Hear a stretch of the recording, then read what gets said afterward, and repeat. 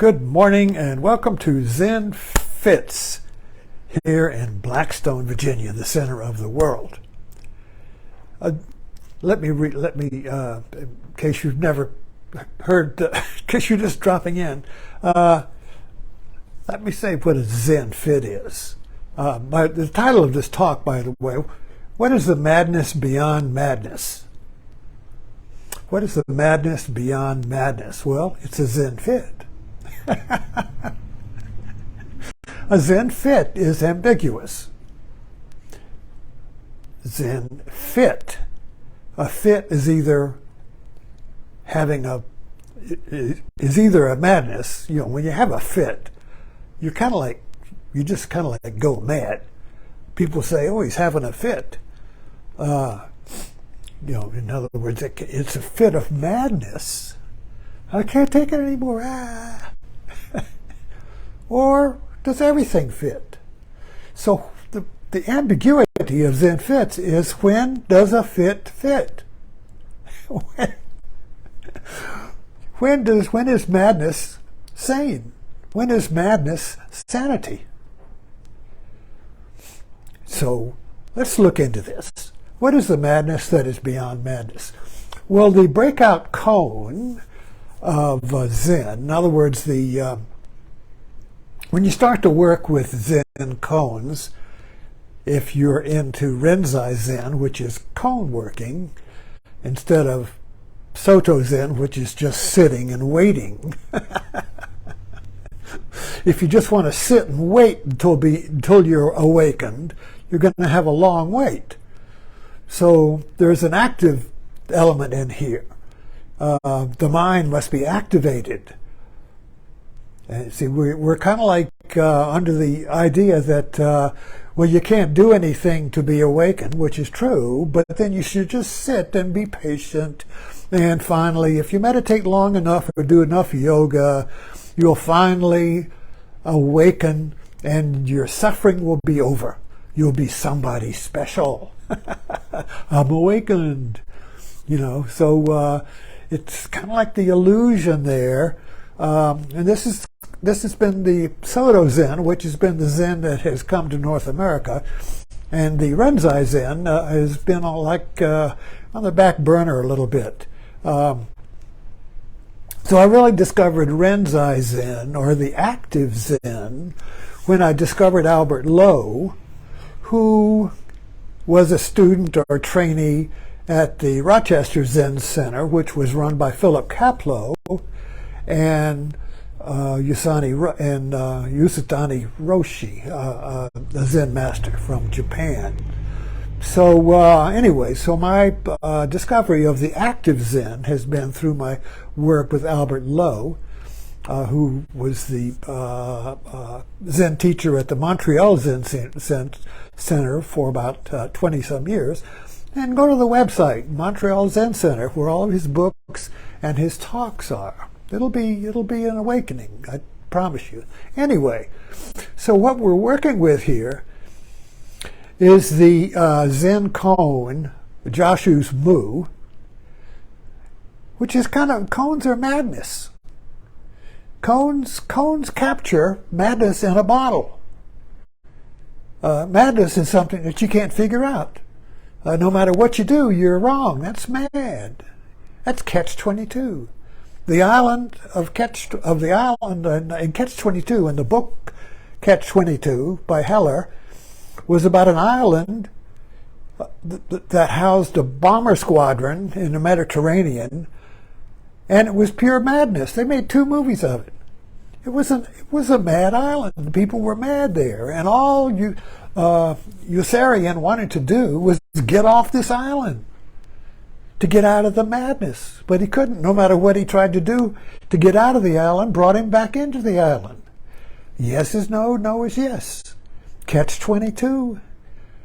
The double bind I've talked about, where no matter what you do, you lose. Lose.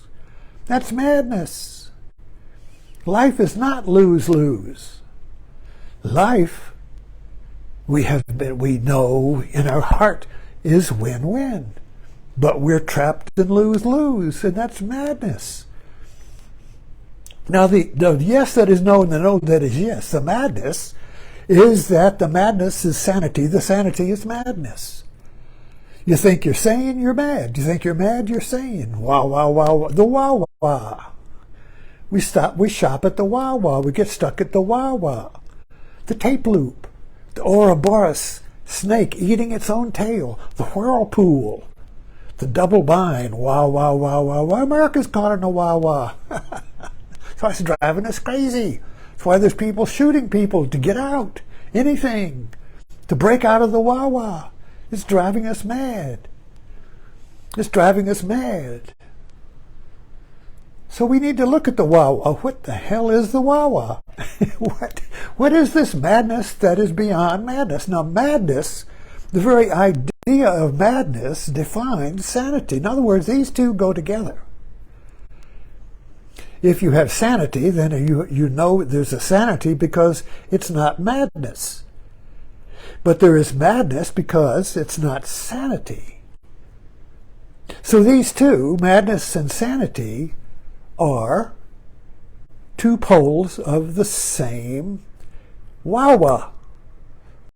It's like this is madness, this is sanity.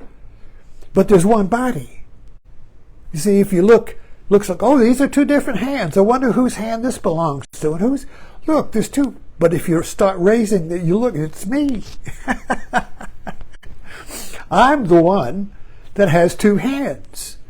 But consciousness can only see one or the other. That's logical. This hand is this hand. This hand is this hand. You see? And we can't see the one that is two because in consciousness, every one has its opposite. In consciousness, you have to look at consciousness. You have to look at this consciousness we live in. We don't ask questions about it. We don't investigate it. We don't say, what in the hell is consciousness? This is epistemology in philosophy. It's the science or the investigation into how we know. And I don't know, I know, but I think my whole life I've been interested in and yearning to know how I know. Who am I? Who am I? Well, I have to understand, I have to penetrate not somebody else's consciousness. That's psychology. Psychology is, well, I'm going to sit here on the sofa and investigate everybody's mind, but not mine, you see. And this is why I ended up in Zen, because Zen is the investigation not of mind in general, which is psychology, but me, the subjective. I want to know who I am, not because I've read it in a book, or not because some guru told me, or some Jung or Freud or whatever, you see. Who am I must be a self-inquiry into the actual consciousness as it's living, so I can never get outside of this. See, the worldview of our conscious mind is a view that is outside of mind. So we can look at mind, and we can look at the world and through science, but I'm always on the sofa, watching the world on a screen of my own mind, you see. But who am I? Well, the couch potato's never in the movie. The couch potato is never counted. The counter is missing. So I want to know who the counter is. Who is the knower? Who am I, you see? And this is a total shift in viewpoint. It's not a viewpoint. It's a discovery. Anyway, I digress here, but we're getting to this, or let's go back to this breakout cone. It's called Joshu's Moo. Talked about it before. The monk asked Joshu, who's a sage, does the dog have Buddha nature or not? Yes or no? This or that? And Joshu said, moo. All right, now, the moo is not yes or no. The moo, or no in Japanese, is not yes, a dog has Buddha nature, or no, a dog doesn't have Buddha nature. Because in this context,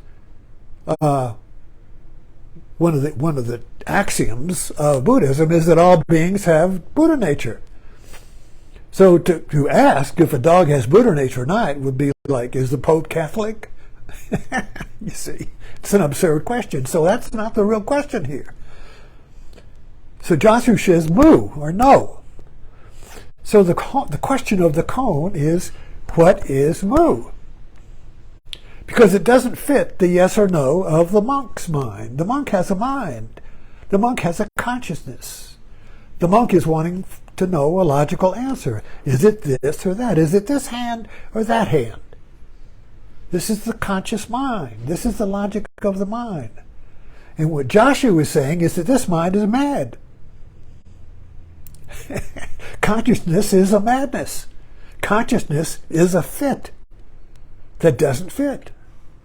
Because it's always seeking answers as yes or no. Is it this or that? Everything comes in twos, like on Noah's Ark. Everything comes in twos. In consciousness, it's a duality operating system. And all we can do, you see, if you use the computer as a metaphor, is that we can just upgrade the operating system, but we still end up in a binary operating system of yes and no. So we keep upgrading, or say, I get the hell with these Macs. I'm going to get a Windows. I'm not going to mess with yoga or Hinduism. I'm going to get a Buddha operating system. It's the same operating system. It's still yes or no, this or that, you see. So we think we can get out of the madness by upgrading our mind. By maybe I'll study this, or maybe I'll study that, or I'll do more yoga, or maybe some meditation, or maybe martinis. You see. Or just watch TV. Or just wait for your next vacation. Whatever. You see, everything, we're not really understanding the operating system, which is consciousness. So in the computer model, there's the operating system. Well, what's beyond the operating system? Well, the hard drive. So I just upgraded my Mac from Monterey to Ventura. Wow, Ventura, you see. So how do you do that? Well, you have to erase the old in order to put in the new. You can't put them both in there at the same time. So you upgrade your computer by erasing it. Now, during that eraser, during the time that your computer is erased, when you have no operating system, the computer mind or awareness is still there. Because you can, with the Mac anyway, you turn your computer on even though there is no hard drive on there or no operating system, and you can say upgrade to the new system. So for a moment there's nothing. That moment where there is no operating system on your computer is moo. That moment is the madness that is beyond madness or sanity. Yes or no. This or that. This hand or that hand. Yes, no. Or yes, no. Ah, yes. This is eroticism, by the way. The power of erotic. Oh, I digress, but the erotic situation is where you get a come on and don't come. Whoa. This is madness. This is madness because you're told to come on, come here, and then you're so, no, not yet. Come on, not yet. Come on, not yet. It increases the tension. So, moo, forget the koan, is a dog have Buddha nature or not? Yes, no, yes, no. Wow, wow, no, yes, yes, no. Wow, wow, wow, wow, wow. If you allow the wow, wow, it's going to accelerate. Wow, wow, wow. You stick a mic in an amplifier. What do you get? Wow, wow, wow, wow, wow, wow, wow. Turn it off.